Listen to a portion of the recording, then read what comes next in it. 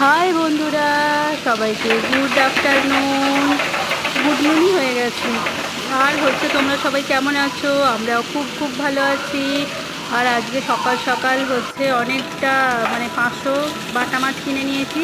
সেটারই ঝোল করবো বলে ঝিঙে ডাঁটা সব কিনেছি। আলু, ঝিঙে, ডাঁটা, মাছ দিয়ে পাতলা ঝোল আর ভাত হবে।